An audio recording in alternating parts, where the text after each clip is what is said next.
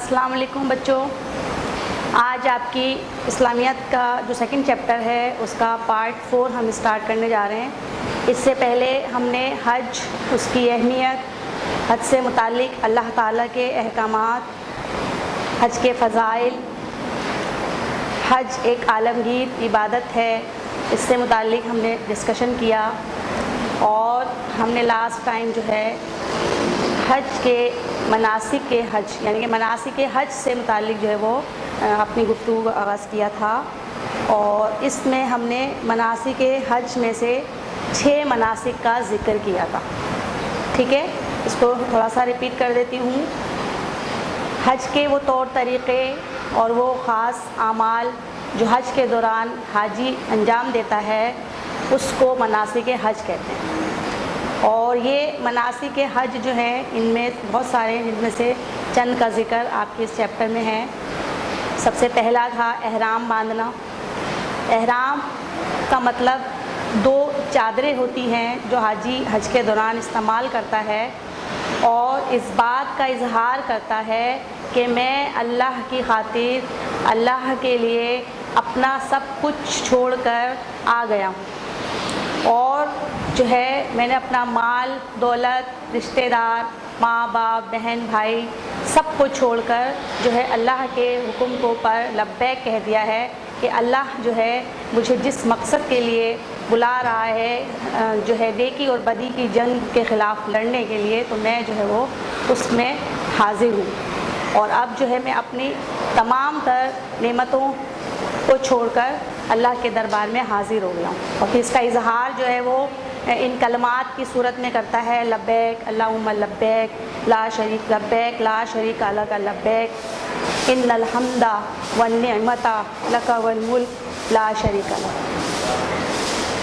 اور اس کو تلبیہ کہتے ہیں، جو کہ حاجی مسلسل جو ہے اپنی زبان پر اس کا ورد یہ رکھتا ہے، اور اس طرح سے پھر اس کے علاوہ دوسرا ایک اور جو عمل ہے جو حاجی کرتا ہے وہ طواف، خانہ کعبہ کا طواف کرتا ہے، اس کو چکر لگاتا ہے۔ پھر مقام ابراہیم میں نماز ادا کرنا، یہ بھی مناسک حج میں شامل ہے۔ صفا و مروہ کی سعی کرنا، یہ بھی جو ہے وہ مناسک حج میں شامل ہے، اور پھر مینا میں قیام۔ یہ ساری باتیں، تمام مناسک کا ہم نے ذکر کیا تھا۔ اب نیکسٹ جو ہے ہم پڑھیں گے، آج اگلا ہے، وہ ہے وقوف عرفات۔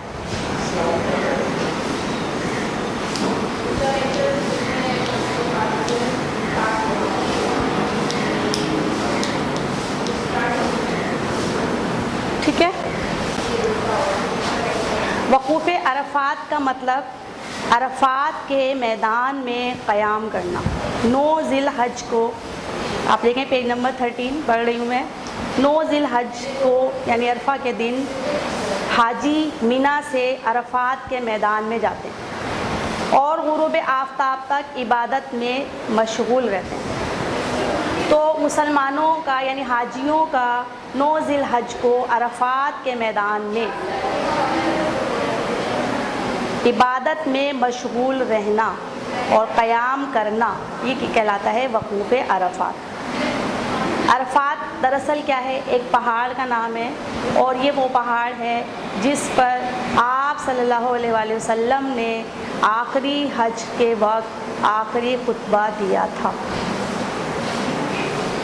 اور پھر اس کے بعد آپ صلی اللہ علیہ وسلم جو ہے یہ خطبہ ارشاد فرمایا تھا، یہاں حاجی کیا کرتے ہیں؟ اس امام کا خطبہ سنتے ہیں۔ ٹھیک ہے، تو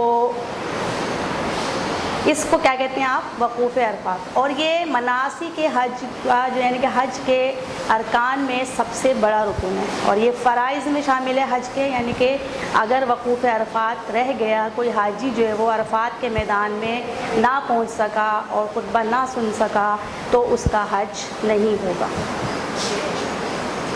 جس طرح نماز میں ہم سجدے کرتے ہیں، رکوع کرتے ہیں، یہ فرائض میں شامل ہے۔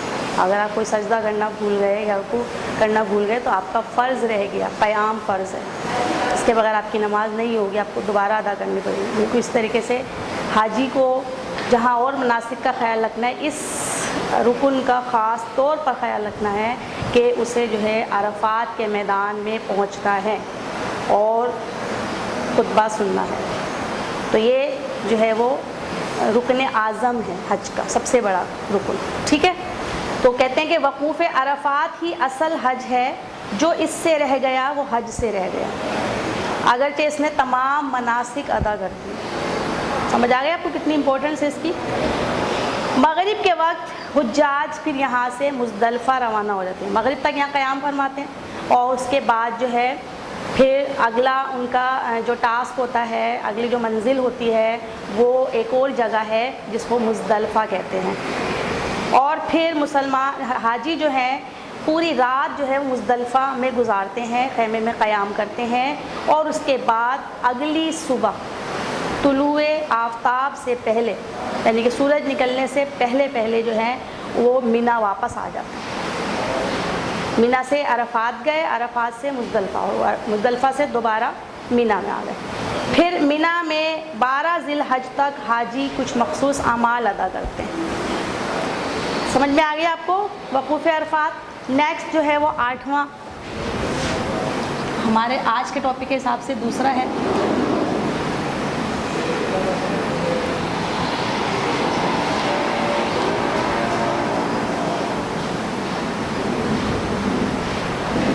رمی الجمار. رمی جو ہے وہ کنکریوں کو کہتے ہیں، کنکری مارنے کو کہتے ہیں، اور اس میں جو ہے وہاں پر مینا میں 3 ٹیلے نصب ہیں جن کو جمار یا جمرات کہتے ہیں. 10 ذی الحج کو مزدلفہ میں رات گزارنے کے بعد حجاج جب دوبارہ مینا میں آتے ہیں صبح، تو یہاں سب سے بڑے ٹیلے پر کنکریاں مارتے ہیں 10 ذی الحج کو.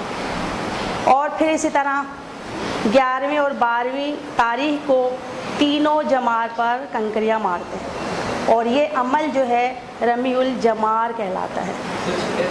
دراصل رمی الجمار جو عمل ہے یہ ہمارے اس جذبات کو ظاہر کرتا ہے، احساس کو ظاہر کرتا ہے کہ ہم جو ہیں اللہ کے لیے نیکی اور بدی کے راستے میں جنگ کے لیے جو نکلے ہیں، تو ہم نے جو ہے وہ نیکی کا راستہ منتخب کر لیا ہے، اور اب ہم اللہ کے خلاف جو شیطانی قوتیں ہیں ان کے خلاف جو ہیں ڈٹ گئے ہیں، اور کسی بھی شیطانی قوت کو کامیاب نہیں ہونے دیں گے، کیونکہ شیطان جو ہے مستقل کوشش میں لگا رہتا ہے کہ وہ ہمیں جو ہے وہ ہمارے نیکی کے راستے سے بھٹکا دے.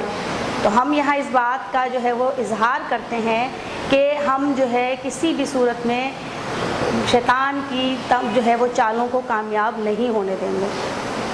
تو اس طرح اس بات کے اظہار کے لیے تمام حاجی جو ہیں وہ جو ٹیلے نصب کیے گئے ہیں جن کو جمار یا جمرات کہا جاتا ہے، وہاں پر جو ہے وہ کنکریاں مارتے ہیں اور شیطان کو ان کے اس بات کا اظہار کرتے ہیں کہ ہم شیطان کو اس کی چالوں میں کامیاب نہیں ہونے دیں گے. ٹھیک ہے، اس کے بعد اگلا کام، اگلا جو مناسک ہے وہ ہے قربانی. تمام حاجی جو ہے 10 ذی الحج کو مینا میں جب رمی الجمار کے عمل سے فارغ ہوتے ہیں تو اب جو ہے وہ جانوروں کی قربانی کرتے ہیں. ٹھیک ہے، جو کہ حضرت ابراہیم علیہ السلام کی سنت ہے. تو جو ہے تمام حاجی جو ہے وہ قربانی کر کے اور پھر اس کے بعد اپنے سر کے بال منڈواتے ہیں، یعنی کٹواتے ہیں، اور اس طرح سے احرام کھول دیتے ہیں. اس کے بعد اب جو ہے وہ حج کے جو پابندیاں ہیں، جو ارکان ہیں، ان سے وہ اب آزاد ہو جاتے ہیں، یعنی کہ ان کا حج ادا ہو چکا ہوتا ہے.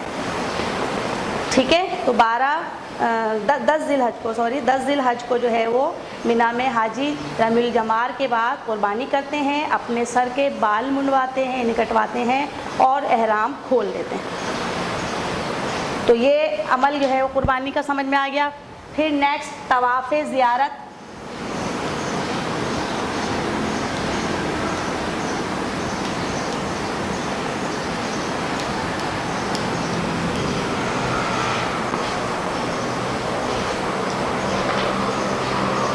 मिना में जब हाजी احرام کھول دیتا ہے 10 ذی الحج کو، اس کے بعد عام کپڑے پہن کر، عام لباس پہن کر خانہ کعبہ جا کر طواف کرتا ہے، اور یہ طواف جو ہے اس کا یہ طواف زیارت کہلاتا ہے. ٹھیک ہے، سمجھ آ گئی؟ احرام کھولنے کے بعد جب حاجی دوبارہ طواف کرتے ہیں عام لباس میں تو یہ طواف زیارت کہلاتا ہے. اور اس کے بعد آخری جو طواف ہوتا ہے یعنی کہ طواف ودا. ودا کا مطلب سمجھتے ہیں آپ؟ رخصت ہونا، کہیں جانا چھوڑ کر. تو جب مکہ چھوڑتے ہیں حاجی، یعنی کہ اب حج کمپلیٹ ہو گیا، اب ان کی رخصت ہونے کا وقت آ گیا ہے مکے سے، تو اب جو ہے اس رخصت ہونے کے وقت اب جو ہے حاجی کیا کرتے ہیں، پھر ایک مرتبہ کعبے کے طواف کا شرف حاصل کرتے ہیں، اور یہ طواف اسی نسبت سے طواف ودا کہلاتا ہے.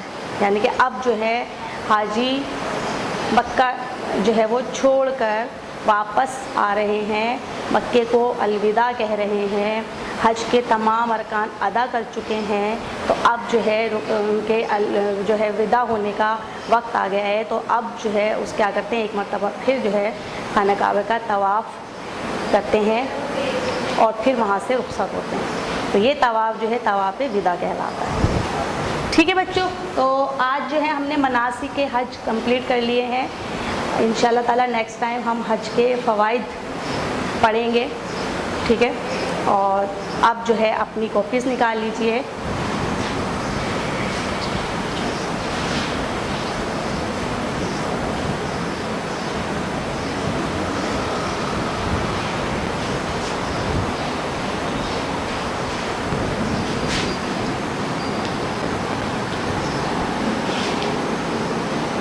سب سے پہلے 2 خالی جگہیں پر کریں.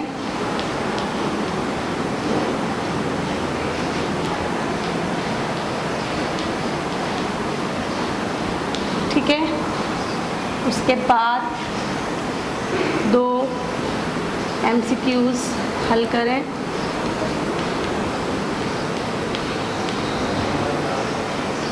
اس کے بعد 2 جملے درست کریں، یعنی غلط جملے لکھیں اور اس کو صحیح کریں. جی بچوں، آج کا کلاس ورک کر لیا آپ لوگوں نے؟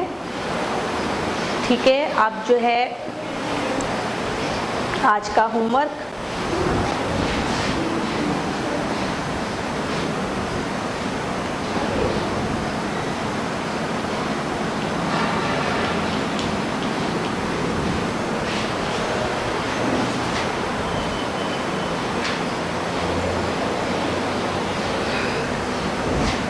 پہلا سوال ہے مناسک حج میں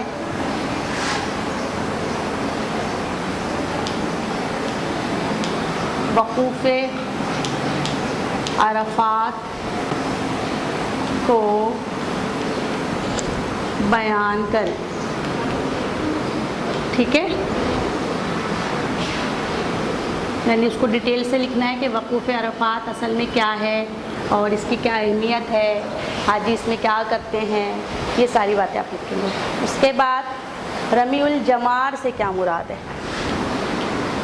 رمی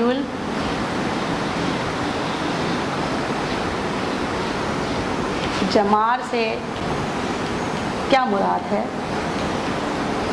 وضاحت کریں. ٹھیک ہے،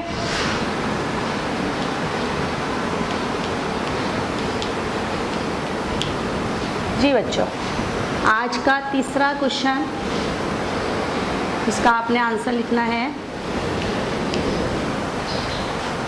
وہ ہے طواف زیارت اور طواف ودا میں کیا فرق ہے؟ طواف زیارت اور طواف ودا میں کیا فرق ہے. ٹھیک ہے بچوں، تو آپ نے ہوم ورک بھی لکھ لیا. آج کی کلاس کا وقت ختم ہو گیا ہے. انشاءاللہ نیکسٹ کلاس میں دوبارہ آئیں گے. تب تک کے لیے اللہ حافظ.